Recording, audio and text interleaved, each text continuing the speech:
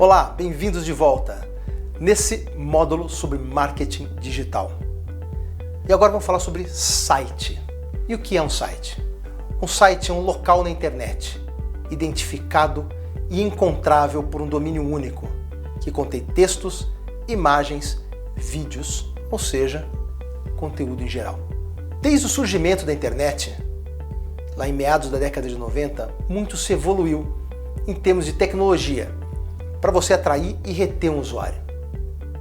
Os primeiros sites eram apenas documentos em texto, documentos com links para outros conteúdos na internet. A partir do final da década de 90, que houve a moda dos sites flash, demorava aquele tempão para carregar, mas traziam animações bacanas e tinha uma usabilidade que era mais divertida do que prática. E nos anos 2000, com o desenvolvimento de buscadores como o Google, que despertou-se a necessidade dos sites serem construídos de forma que fossem facilmente encontrados, não só pelas pessoas, mas como pelos robôs dos buscadores. No fim da década, a otimização e usabilidade passaram a ser necessidades básicas de um bom site. Nesse momento, a tecnologia em flash cai em desuso.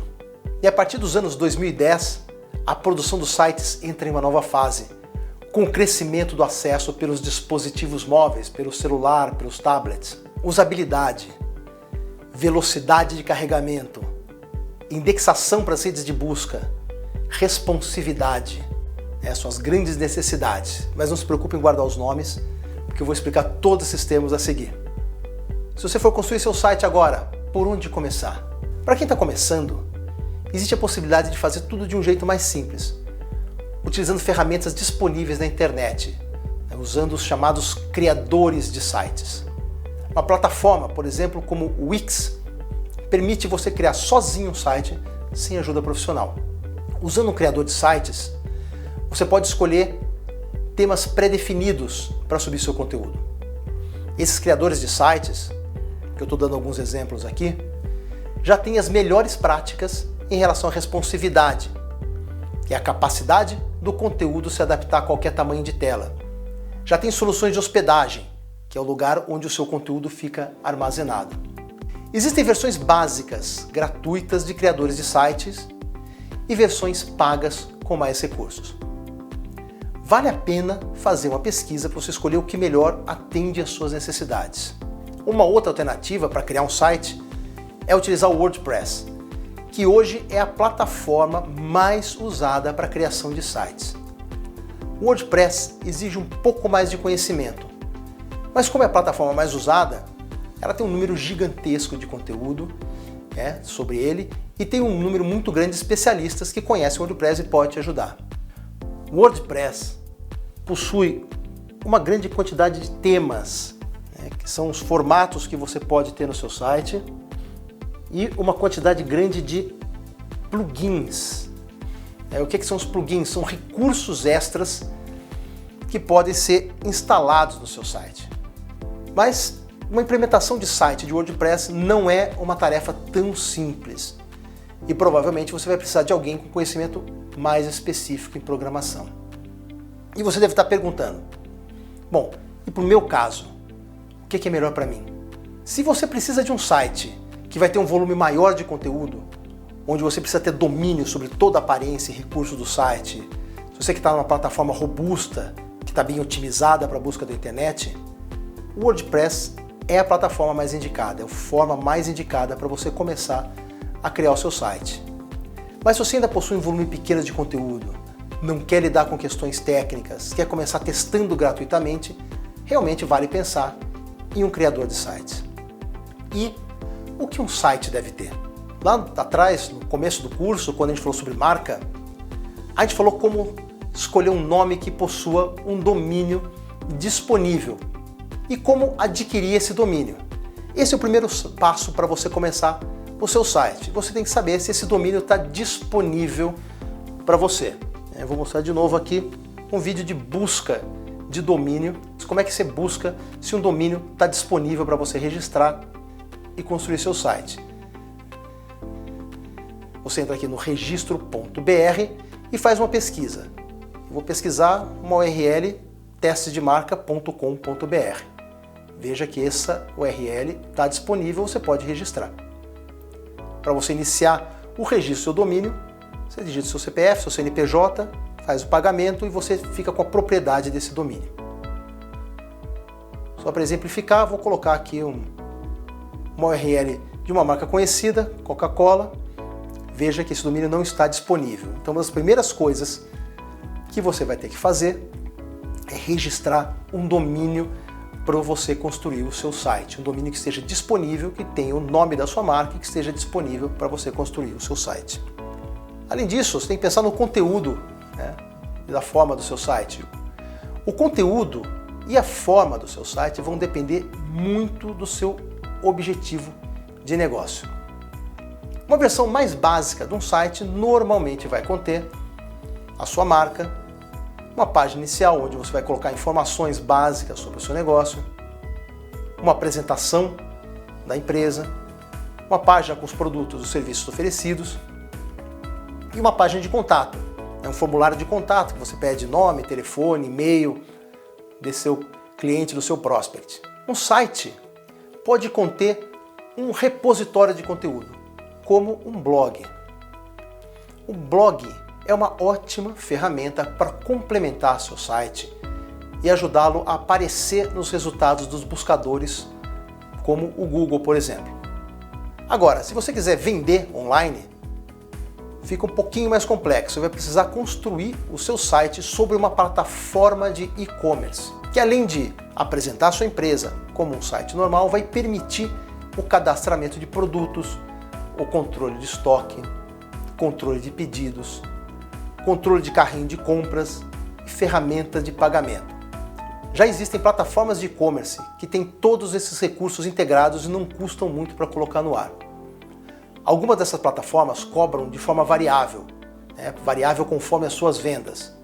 Mas esse é um tipo mais complexo de site para ser construído, já que você vai precisar de integrações com, por exemplo, seu sistema de estoque ou seu financeiro. Mas independente do objetivo do seu negócio ou do tipo de conteúdo que você vai colocar no seu site, você tem que prestar atenção em alguns pontos. O primeiro ponto é se o seu site é responsivo, também chamado de site flexível. Significa que o seu site, o conteúdo do seu site, o formato do seu site vai se adaptar, mudando de aparência e disposição dos elementos conforme o tamanho da tela. Veja o que é um exemplo de um site responsivo. Esse é o site da minha agência de marketing. Veja que eu vou diminuindo o tamanho da tela e o conteúdo vai se modificando para você ter o melhor resultado independente do tamanho da tela. Além de melhorar a experiência do usuário, que vai conseguir ver o seu site otimizado por um celular, por exemplo, atualmente o Google não indexa um site que não seja responsivo. Fora que o acesso por celular só tem crescido. Atualmente, 71% da população possui um smartphone e 90% do acesso à internet é feito por esse meio. O segundo ponto de atenção ao se construir um site é a usabilidade. E o que é usabilidade? Ela significa a facilidade e a clareza de uso do seu site. É deixar a navegação simples, a navegação intuitiva, com o menor número de cliques possível. Na prática, isso quer dizer você ter um design limpo, um design claro, porque muita informação pode confundir seu usuário. Significa você usar padrões conhecidos, formatos que já sejam utilizados com frequências em outro site. Por exemplo, botões claros e que as pessoas estejam acostumadas a clicar. E evitar elementos sem propósito, só porque são bonitos, são bacanas, mas que no fim do dia pode confundir o usuário. Outro ponto importante sobre usabilidade é guiar o usuário. Se você quer que o seu usuário tome alguma ação no seu site, deixa claro o que você quer, o que você deseja. Indique como ele tem que fazer aquela determinada ação.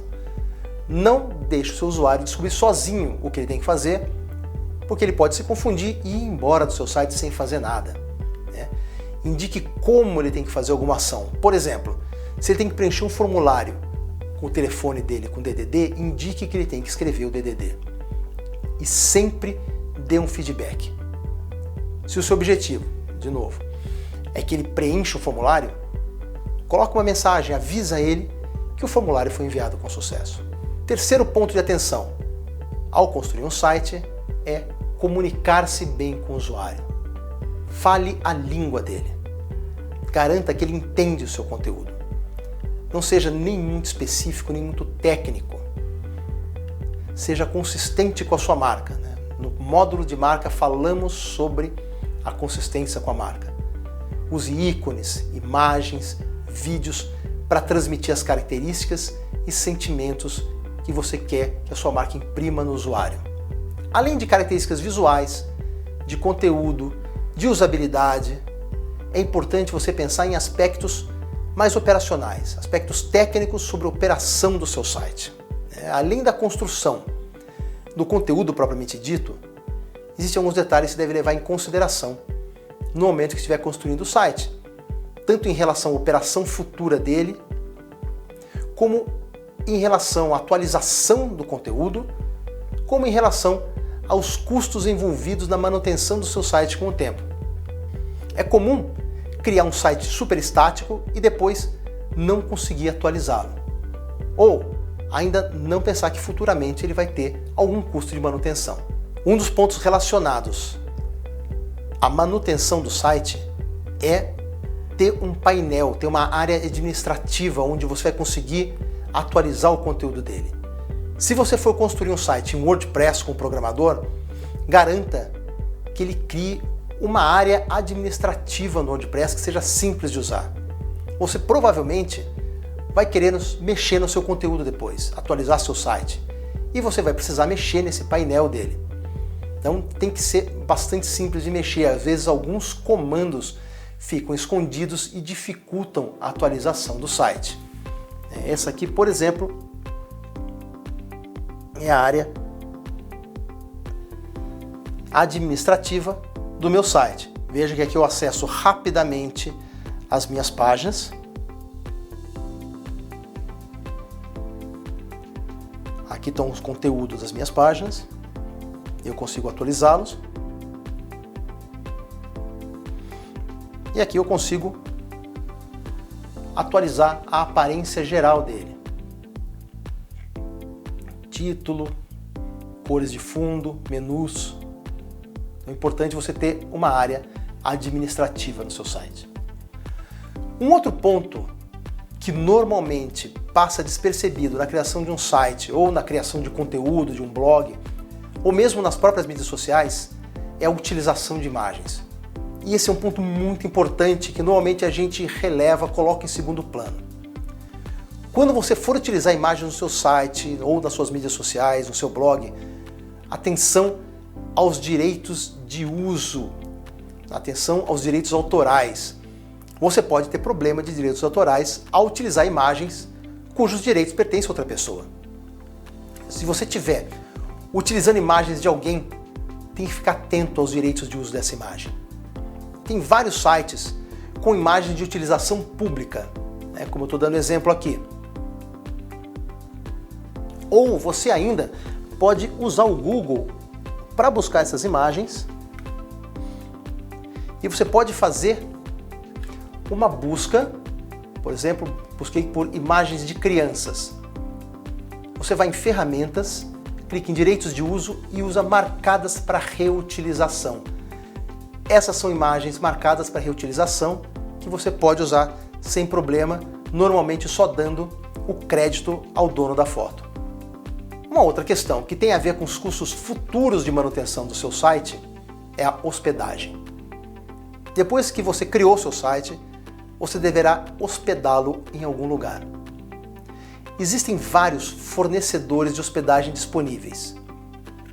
E a escolha vai depender de alguns fatores. Veja quanto o fornecedor de hospedagem oferece de tráfego mensal, ou seja, quantos visitantes o seu site consegue receber sem perder velocidade de carregamento, sem cair, sem sair do ar. Alguns serviços de hospedagem limitam a quantidade de acessos ao seu site. Eu sei que no começo é difícil estimar quantas visitas seu site vai ter, mas fica atento a esse tipo de limitação. Veja, por exemplo, se você consegue comprar um plano de hospedagem no qual você consegue fazer um upgrade com facilidade.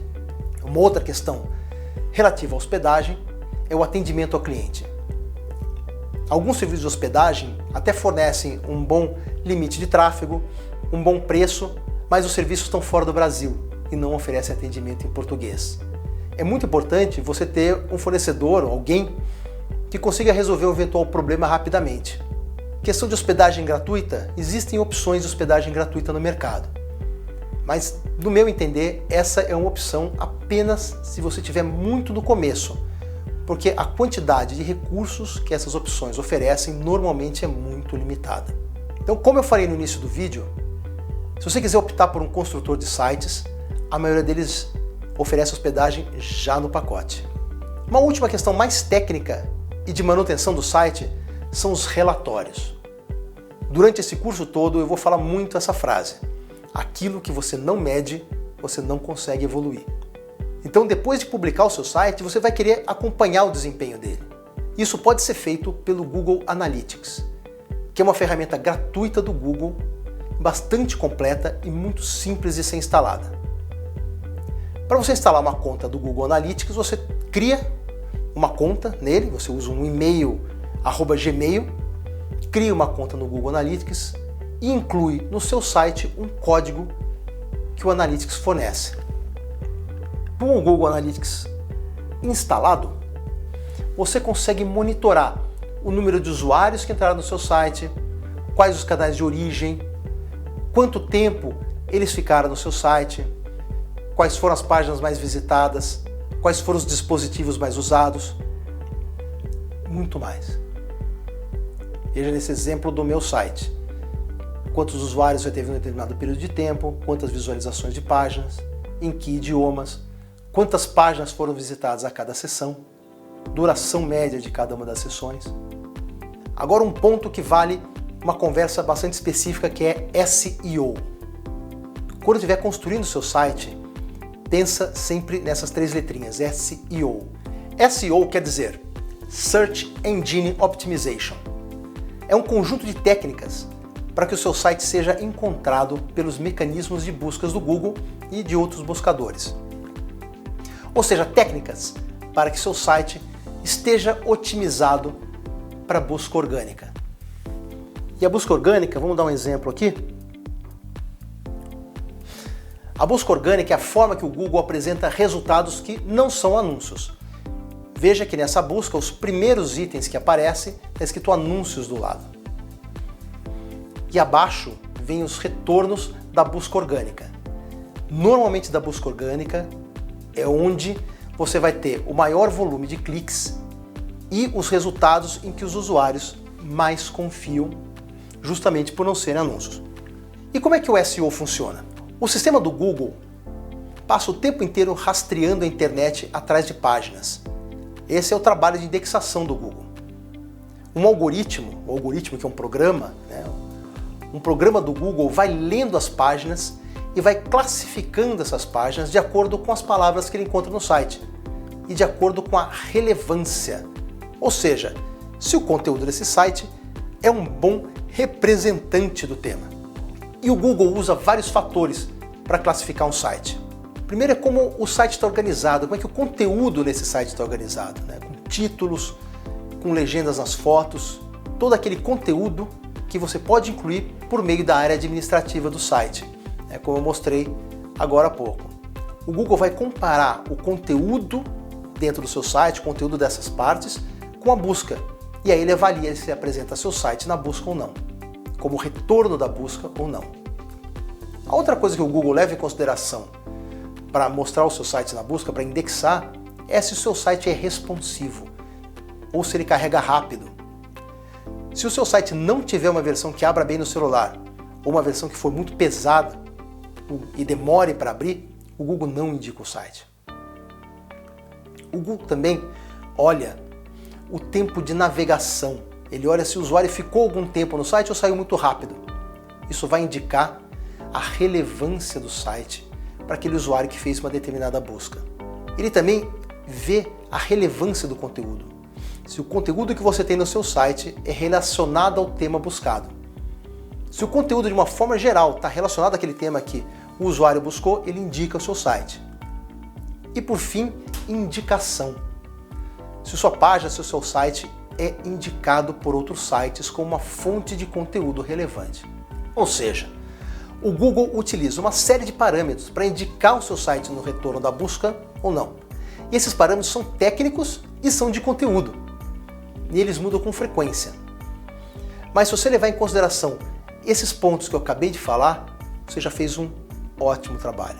Aqui, eu não vou entrar em detalhe como executar uma estratégia de SEO, porque é um tópico que sozinho merece praticamente um curso independente.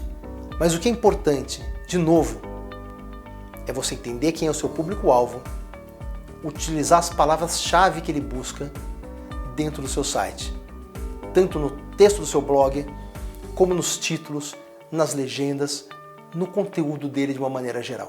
No módulo sobre mídia paga, eu vou falar sobre palavras-chave, quando eu for explicar como fazer anúncio no Google Ads. A busca de palavras-chave é a primeira ação que a gente realiza quando a gente inicia uma campanha no Google Ads. Observação que talvez você esteja se perguntando: por que a gente falou tanto de Google ou só da busca do Google nesse tópico de SEO?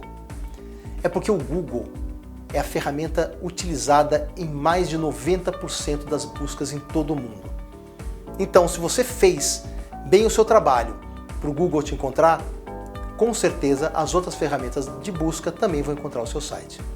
No próximo vídeo, eu vou fazer uma introdução às mídias sociais e como elas podem ajudar o seu negócio. Obrigado!